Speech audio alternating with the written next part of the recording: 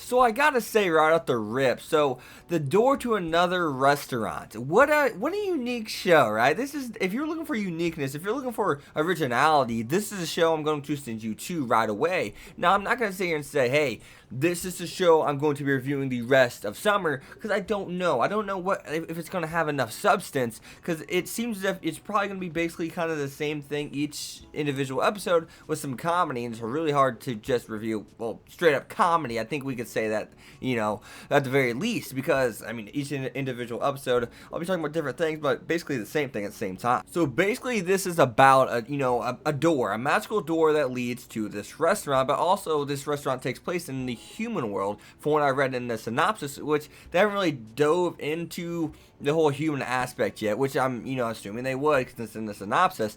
But nonetheless, we see this door teleport to different places, and I'm not sure if the door, that's the biggest question I have about the door right now. Is it just one door in the fantasy world, or is there multiple doors? But it seems as if there's actually humans that reside in the fantasy realm too, unless this is technically all one realm. I'm not really sure yet. We still need to get some context on the door in and of itself, and we'll hop into that in a minute.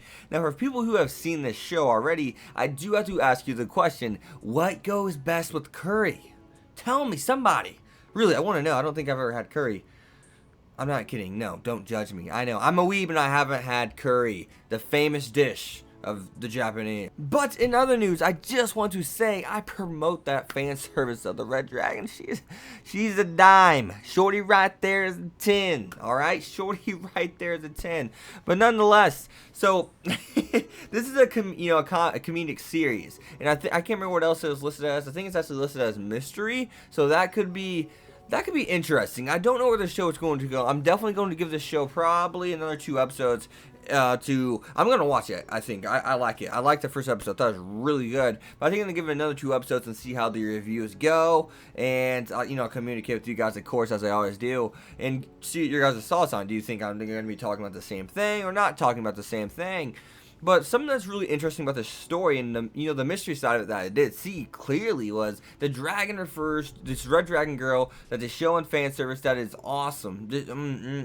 Shorty right there, it's a 10. I know I just said that, but still I gotta let you guys know, right?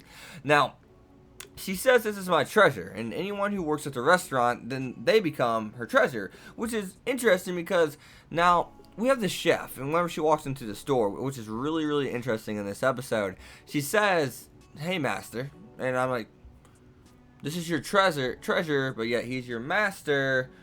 Whoa, I'm confused. I need context. I need the setting, and I need the events that happened that made everything fall into place. You know what I mean? I need that context to help me understand what's going on with the door in and of itself, how it was made, the restaurant in and of itself, and of course we need context just on like how so and so, context on our characters, which we got some a little bit on Aletta, which we'll hop into in a second. But like the chef especially, if we get context on the chef, they give us that flashback and they give us that background information essentially, which I probably should just say background information than context, because context is more difficult than knowing what background information is, right? So if we get that background information on our chef, that'll be really interesting. How he became a chef, how he became associated with the Red Dragon, one of the strongest dragons out of the 6, which I'm hoping we get to see the other ones, because I mean that would technically be a plot hole, wouldn't it? Damn it, don't tempt me with dragons. I like my dragons and I want to see my dragons. So if you bring up dragons, you better show me dragons. But other than that though, speaking of dragons,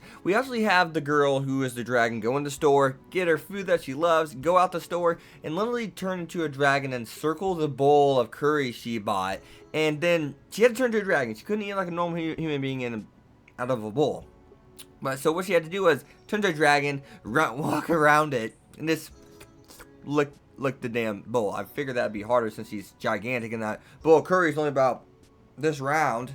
I mean, her tongue's like as big as the damn bowl, so whatever works for her, I guess. But no, to close this video out, I got to say the opening and the ED were absolutely awesome. I loved them.